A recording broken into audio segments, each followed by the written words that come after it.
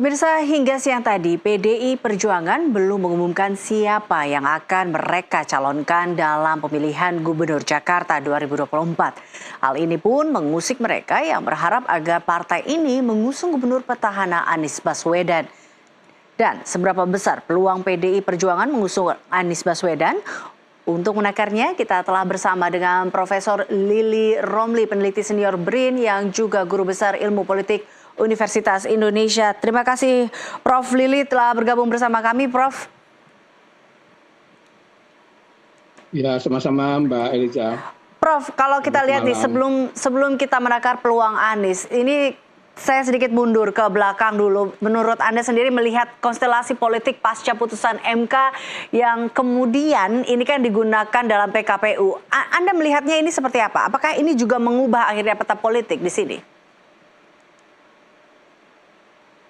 Ya, saya kira dengan keluarnya putusan Mahkamah Konstitusi nomor 60 dan nomor 70 itu yang kemudian ditindaklanjuti oleh peraturan KPU dan yang sudah disahkan, sudah dikonsultasikan dengan Komisi 2, tentu dalam peta pilkada ini mestinya berubah, terutama adalah partai-partai yang tergabung di dalam Kim Plus itu sendiri maupun partai-partai non-parlemen.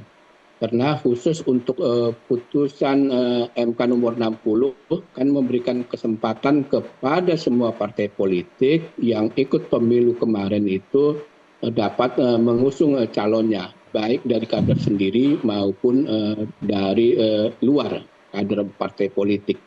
Jadi saya kira peta politik akan berubah di dalam pilkada. Paling tidak Mbak, satu hal yang dari keluarnya PKPU tersebut akan berkurangnya calon tunggal. Yang dimana kan ada wacana Kim Plus itu di beberapa daerah akan mengusung calon tunggal.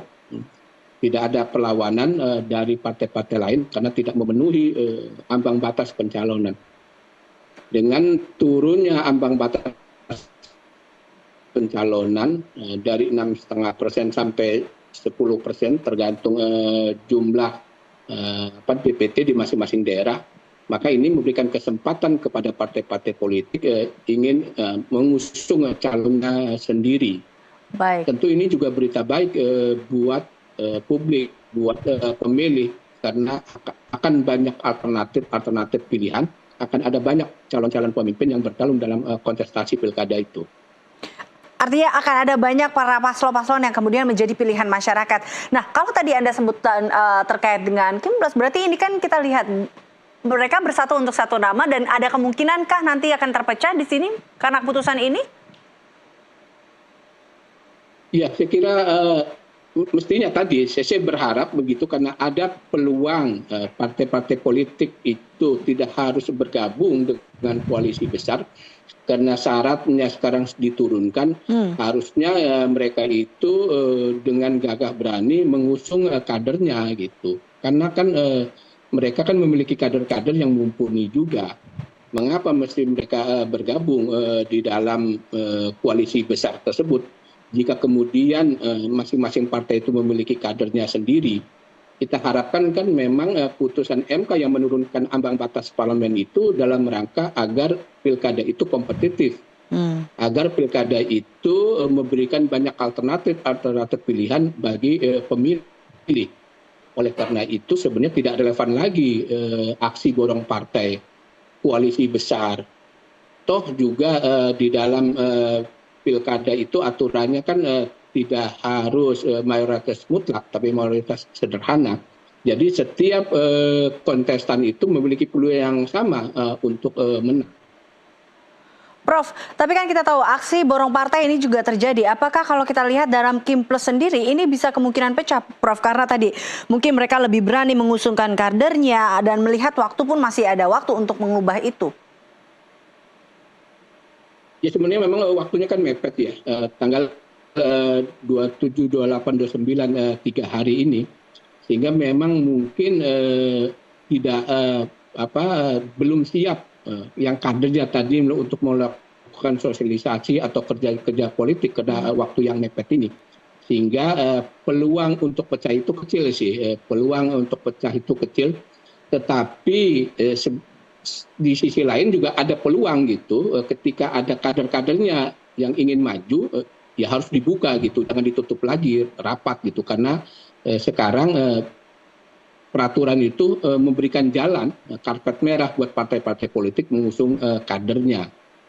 Nah, yang penting dicatat mestinya tidak harus dikorelasikan dengan pilpres gitu loh.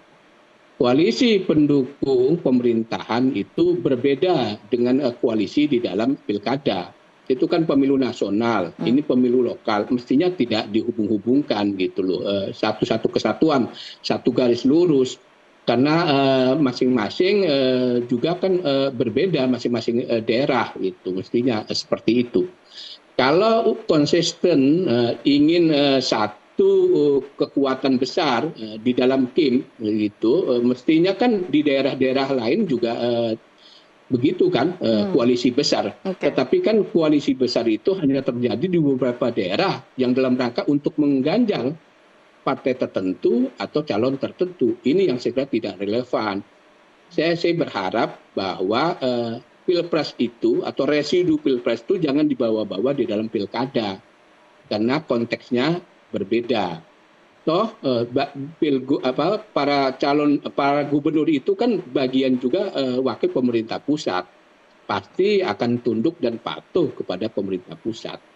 Saya memberikan apresiasi ketika Pak Prabowo memberikan sambutan atau pidato di PAN, bahwa saya tidak peduli itu dan saya tidak akan mengotak-atik, mengarahkan ini itu terkait dengan pencalonan dalam pilkada. Saya kira itu angin segar, bahwa memang kontestasi itu dibiarkanlah di daerah-daerah itu, masing-masing memiliki aspirasi sendiri, masing-masing menginginkan calon pemimpin sendiri, tidak harus didikte, tidak harus di fait accompli, karena ini dua hal yang berbeda.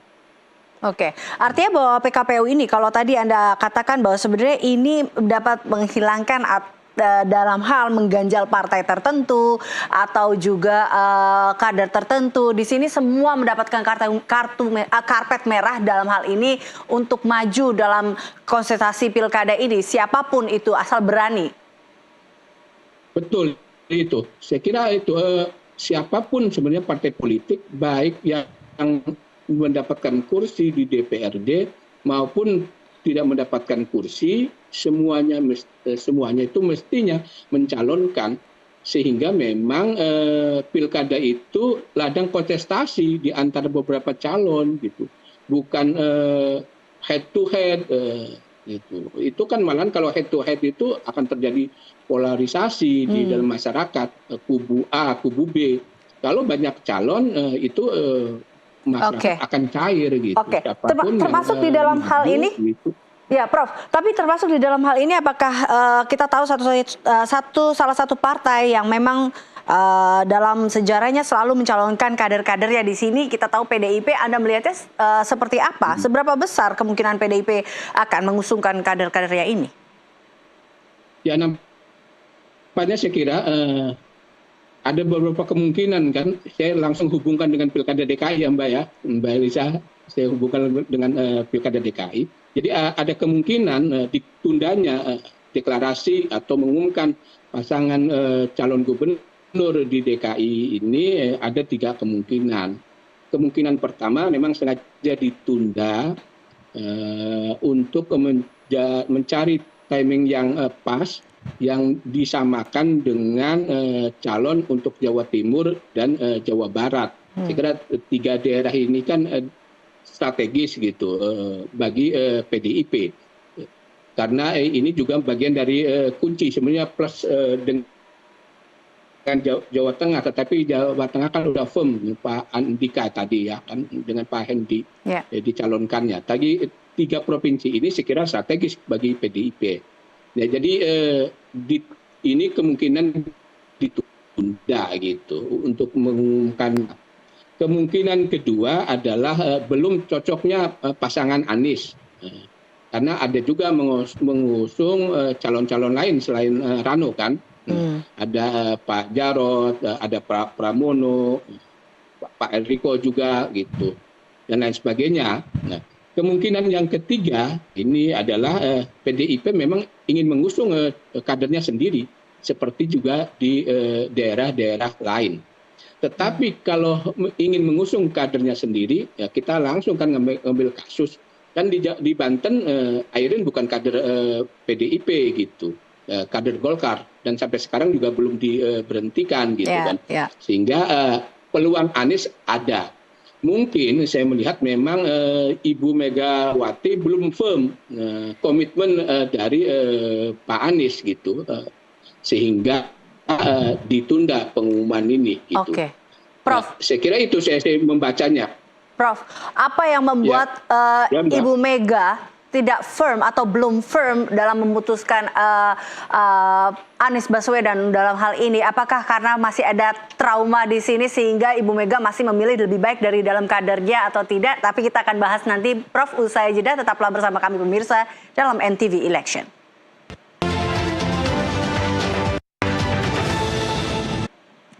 Anda kembali bersama kami dan kita masih bergabung dengan Profesor Romli. Prof Romli, kita tadi membahas bagaimana kemudian apa yang membuat Ibu Mega belum memberikan putusannya di sini. Apakah tadi ada kekhawatiran dari seorang Megawati di sini untuk kembali memilih dari luar, bukan kadernya di sini, karena takut kembali terjadi Jokowi jilid 2. Benar nggak begitu, Prof, menurut Anda? Ya, saya kira itu salah satu faktornya. Saya kira ada 3 hal mungkin yang didiskusikan terkait dengan pencalonan Anies. Yang pertama ya tadi yang sebutkan tuh trauma politik, karena PDIP dihianati oleh kadernya sendiri, sudah dibesarkan kemudian mengkhianati. Itu menjadi catatan bagi Ibu Megawati. Meskipun beberapa kali juga di kader-kader yang lain yang dicalonkan oleh PDIP menyeberang juga ke partai lain. Nampaknya peristiwa yang saat ini dihadapi oleh PDIP itu trauma sekali gitu buat Ibu Megawati khususnya dan umumnya untuk kader-kader PDIP. Tapi 2 faktor lain adalah Mbak, sekira dikaitkan dengan pilkada 2017 yang lalu gitu kan, berhadapan-hadapan antara Anies dengan kader PDIP. Ini juga ikut mempengaruhi saya kira pertimbangan Ibu Megawati. Dan yang ketiga adalah pandangan bahwa Anies itu mewakili golongan Islamis gitu kan, karena dia diusung oleh PKS gitu.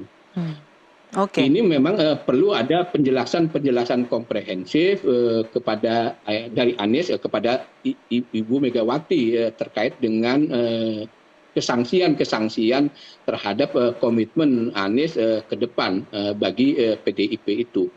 Karena memang seperti juga dikemukakan oleh para kader PDIP itu bukan hanya melihat faktor elektabilitas, tetapi juga melihat komitmennya terhadap ideologi Pancasila, terhadap NKRI, terhadap anti politik identitas, perlunya pluralisme, Bhinneka Tunggal Ika. Itu kan yang menjadi garis politik PDIP. Oke. Dan itu saya kira pasti didiskusikan dengan Anies Baswedan. Tapi Prof, kalau hal-hal itu belum selesai, kita tahu. Ya, Mbak. Ya, silakan Prof. Ya kan ini, kalau hal-hal itu belum selesai, belum jelas bagi Ibu Megawati, seperti kita ketahui Ibu Megawati kan selalu pilihannya hitam putih gitu, hitam putih, tidak mau kompromi, ya bisa jadi kemudian tidak jadi mencalonkan Anies jika komitmen yang diminta oleh PDIP tidak dipenuhi oleh Anies. Ya, meskipun tadi kalau Anda katakan elektabilitas yang dimiliki oleh Anies sebenarnya cukup tinggi ya, ini tidak jadikah atau tidak menjadi sebuah power atau bargaining power seorang Anies Baswedan kepada PDIP kah? Nampaknya tidak. Kan kita mengacu kepada Pilpres saja. udah tahu bahwa mengusung Ganjar dengan Mahfud itu akan kalah. Tetapi karena tadi Ibu Mega itu hitam putih, ya siap kalah gitu. Yang penting dia komitmen terhadap garis perjuangan PDIP. Begitu juga saya kira dengan Anies ini, jika komitmennya tidak bisa dipegang oleh Ibu Mega, dia berani melepaskan kepemimpinan di DKI Jakarta ini. Seperti itu. Jadi memang hitam putih garis politik Ibu Megawati gitu. Mungkin kader-kader yang lain kan menyorong meyakinkan bahwa Anies dengan PDIP ini disatukan oleh nasib yang sama, yaitu dipinggirkan, dikucilkan dan lain sebagainya, sehingga ada titik temu gitu. Tetapi titik temu ideologisnya yang belum ada itu antara Anies dengan PDIP. Nah, bagaimana cara menjahitnya, memberikan komitmen titik temu ideologis antara Anies dengan PDIP. Saya kira saya meyakini itulah yang diperbincangkan di kalangan PDIP tentang pencalonan Anies itu. Kalau itu belum titik temu, PDIP berani melepas gitu meskipun elektabilitasnya tinggi. Baik. Nah sebenarnya ya kalau Anies tidak dicalonkan oleh PDIP kan masih ada juga pintu lain gitu. Calon-calon dari partai-partai non parlemen itu yang digerakkan oleh partai buruh dan partai-partai yang lainnya gitu. Kalau dikumpulkan cukup juga itu, kalau nggak salah 7,5% lah itu di sana. Kalau memang Anies ingin tetap maju. Tapi saya berharap memang Anies itu tetap melalui partai PDIP gitu. Itu menyatukan dua kekuatan Islam dan nasionalis. Apalagi kalau dipasangkan dengan Rano Karno. Kita tahu Rano Karno kan public figure, mempromosikan budaya Betawi. Tentu orang Betawi akan senang ketika Rano menjabat sebagai wakil gubernur di DKI Jakarta. Juga Rano Karno saya kira ketika memimpin Banten relatif sukses gitu, mengantar Banten banyak membangun infrastruktur dan membenahi tata kelola pemerintahan di Provinsi Banten. Jadi ada modal sebenarnya, ada modal pengalaman di eksekutif dan di legislatif pas untuk mendampingi Anies Baswedan. Artinya Prof bisa dikatakan bahwa sosok Anies ini mungkinkah menjadi sebuah sosok yang krusial atau penting jika PDIP masih berkeinginan untuk mempertahankan atau mengembalikan posisinya ke level yang strategis di level nasional seperti itu? Ya, nampaknya seperti itu karena memang kan kita tahu bahwa siapapun gubernurnya yang menjadi gubernur di Jakarta akan melihat sebagai pemimpin nasional. Jadi levelnya sama seperti presiden, akan menjadi perbincangan baik berhasilnya maupun gagalnya. Nah, PDIP akan pasti melihat bahwa ketika Anies jadi gubernur DKI Jakarta, tentu akan menjadi angga untuk maju kembali sebagai calon presiden di 2029. Nah itu mungkin perdebatan di situ. Apakah nanti akan meninggalkan PDIP atau bahkan melawan PDIP seperti kasus 2024 ini gitu loh di sana. Jadi sebenarnya persoalannya bukan pada persoalan elektabilitas Anies, bukan pada persoalan kapasitas Anies, tapi persoalan posisi ideologis Anies di mata PDIP. Baik, bila titik temu ini tidak bertemu, tidak tersampaikan, akhirnya Anies mungkin memilih, tadi Anda katakan Anies masih punya peluang bila memang membawa partai non pemerintah dan partai parlemen yang ditinggalkan dari koalisi besar seperti itu. Nah kemudian seberapa besar mungkinan Anda melihat peluang Anies untuk mungkin memenangkan Pilgub Jakarta di sini? Anda melihatnya seperti apa, Prof? Sekaligus closing statement dari Anda. Ya saya kira ketika batal dicalonkan oleh PDIP memberikan nilai lebih malahan kepada Anies. Dianggap Anies menjadi korban lagi kedua kalinya gitu. sehingga akan menimbulkan simpati bagi para pendukungnya, sehingga kemudian muncul dehad-dehad dari para militansi di balik para pendukung Anies tersebut gitu loh.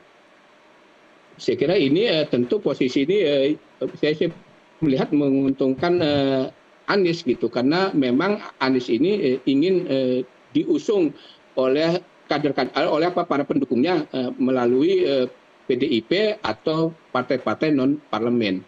Saya kira tetap mereka ini melakukan konsolidasi dalam 2 hari ini. Partai-partai non parlemen itu menghitung apakah kekuatannya mencukupi atau tidak untuk mencalonkan Anies ketika gagal dicalonkan oleh PDIP. Oke, baik Prof, kita tunggu ya 2 hari ini apakah Anies akan diusung PDI. Kenapa Prof? Ya kalau istilah saya Anies kan udah langsung sudah terjun mengikrarkan untuk maju dalam Pilgub Jakarta ini, saya kira tidak akan mundur gitu. Oke, kita lihat ke depannya akan seperti apa Prof. Apakah Anies akan maju dengan dari PDIP atau partai politik manapun, atau akan dia melenggang sendiri dengan Pilkada Jakarta nanti? Kita lihat di 2 hari ini akan seperti apa peta politik dan perubahan nanti. Terima kasih Prof. Lili Romli, peneliti senior BRIN yang juga guru besar ilmu politik Universitas Indonesia, telah bergabung bersama kami. Dan kami masih akan kembali usai jeda, pemirsa, tetaplah bersama kami.